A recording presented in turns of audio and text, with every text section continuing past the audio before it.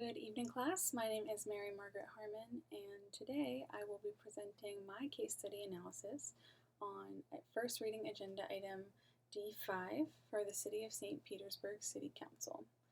This agenda item was presented to the Council on October 17th at 1:30 p.m. in the Sunshine Center, which is located on 330 5th Street North in downtown St. Pete. This ordinance is of the City of St. Petersburg, was created to amend Chapter 17, Article 4 of the City Code relating to business taxes. The ordinance was designed to create a definition of employee, reorganize sections to clarify intent, reorganize the tax schedule to enhance the readability and more closely align with categories and classifications of the equity study conducted by the state of Florida, amend language related to inspections, and correct miscellaneous errors. So essentially, this ordinance was designed to update the city code in relating to business taxes because there were a lot of issues with it in the past with local businesses understanding the said issue. The issue at stake here is essentially, like I said, to reorganize the document and to make it easier for taxpayers to understand what is owed to them and exactly what the code says, what is applied to them as a business owner. So currently, I work as an administrative assistant. So I chose this issue because I work for a small business. In my small business, I have a pretty large role in the accounting department, and something we run into a lot is code compliance and business taxes. So the department's just comprised of myself and a controller, and it is upon us to inform the business owners that we are in compliance with all of these different regulations. So I was presenting in favor of this topic. I thought that of course, it makes sense to amend something to be clearer. I don't think that there could really be a negative impact of that.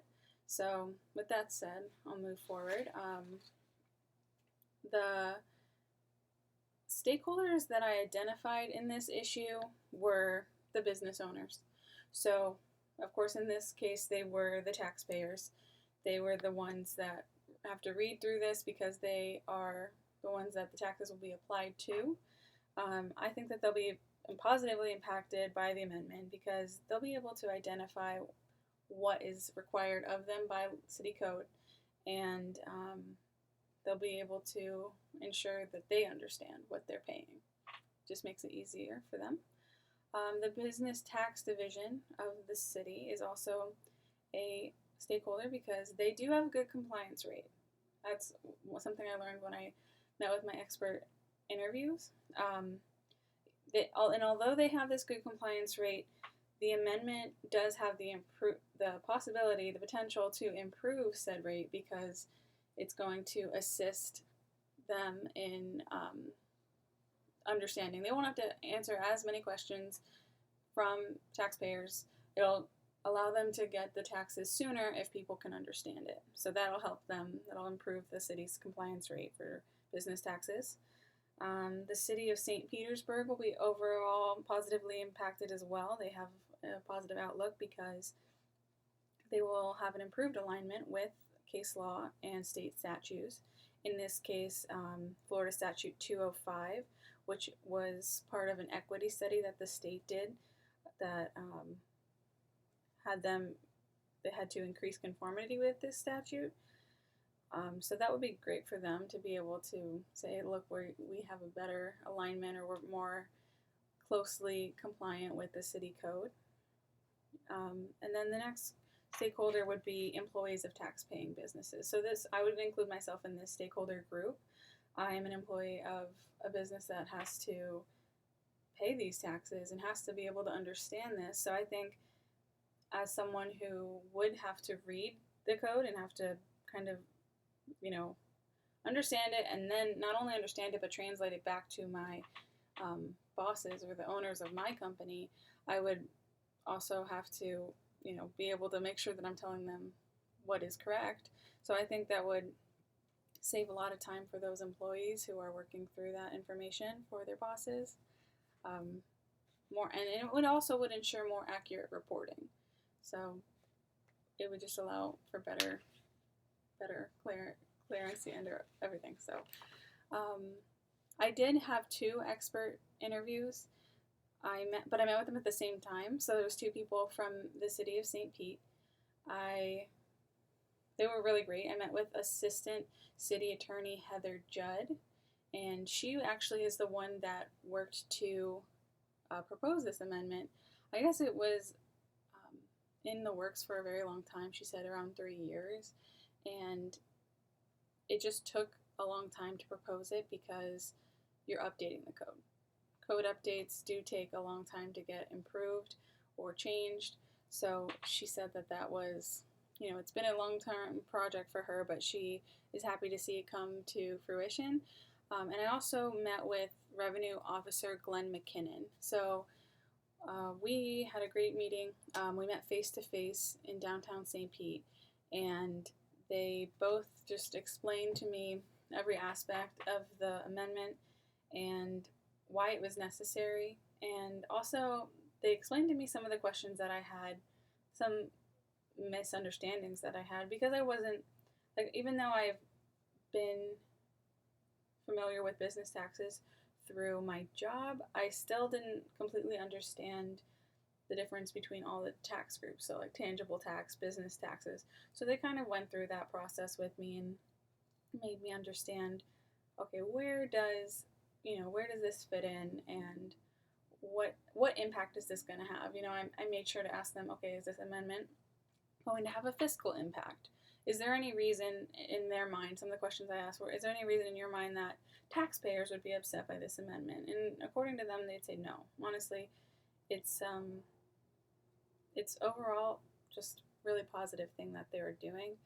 They're making it easier for the government and for the constituents. They're making it easier on everyone to understand this tax rate and be in compliance with this tax rate. And they also, another thing that we spoke about was the fact that this is purely a revenue tax, so it doesn't have anything to do with licensing or regulating businesses. It's just a tax that you have to pay. So it just gets added to the general fund. So it's not like your licensing tax that you have to pay for a license. You have to pay for these different things to purely operate. So that was interesting. I didn't understand that part of it until they walked me through that.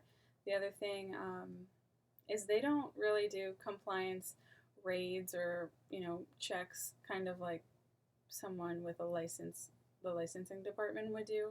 They don't go into a business and say, you don't have X, Y, or Z, so we're going to shut you down. That's not something that the business tax division does. They just purely are there to collect taxes. A lot of times they run into people who are trying to pay their business taxes, and they are able to say, hey, you're not up to date on this or that, and they send them to the proper department to get up to date on that so that they can move forward with the business tax. So yeah, it was definitely really great learning from them.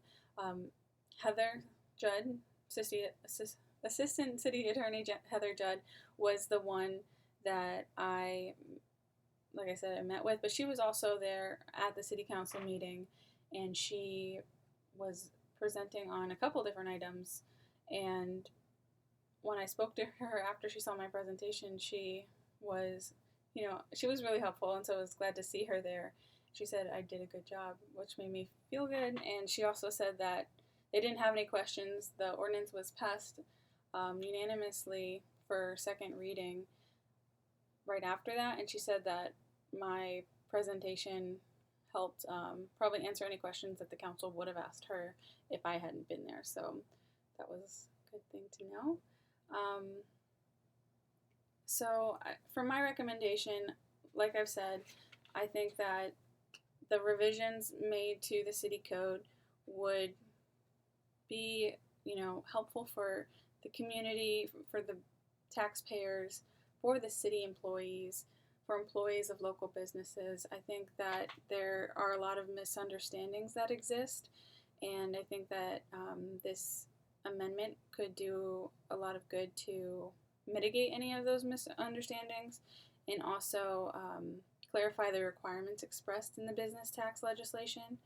I think that the ordinance is consistent with the goals, objectives, and policies of both the state of Florida and that the city of St. Petersburg, and there is no fiscal impact as a result of this revision.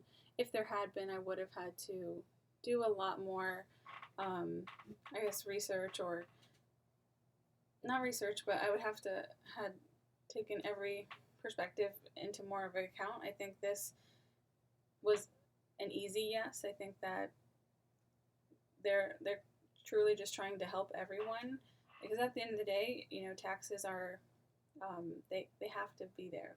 They're a function of government that is required to operate. So I think to clarify documents such as this one, they're doing right by their constituents and their taxpayers to help them. So I think that this revision can also establish a greater relationship between the businesses in our community and the city government, and I think that becoming more compliant with state law and neighboring case law is really important for the city to update those things. Some of the things that were included in the previous code were simply out of date. For example, one of the items that is in the previous code that was stricken out in the revision process was essentially saying how businesses that operate vending machines didn't have to, they referred to the vending machines as coin-operated machines. They struck out that language and just made it any type of machine that accepts coins or card, because there were a lot of businesses that were saying, I'm exempt from this because it says coin-operated and I only accept cards. So like I said, it's really just there to clarify everything, and I don't see any reason not to, adopt this agenda item that revises Chapter 17, Article 4 of the Code. I think that, the city and the businesses will both have a positive relationship from this, and it will severely help anyone who is having any questions about what the code is. And of course, it'll probably ease a lot of the workload for the business tax division if they were getting a lot of complaints or questions about certain specific areas of the code. So with that said, my recommendation is to move forward with this amendment and to restructure the tax schedule. They're basically moving the tax schedule to one area of the code. They're also adding the definition of an employee to the spot of the code where there are other definitions. They're trying to just basically make it more readable. And so it was a very wonderful experience presenting in front of City Council. It was my first time, and I think that it went well. I was very nervous, but overall it was a great experience, and I am excited to get involved in more opportunities like that. And I'm planning on attending the second hearing for this item. So thank you very much, and have a great evening.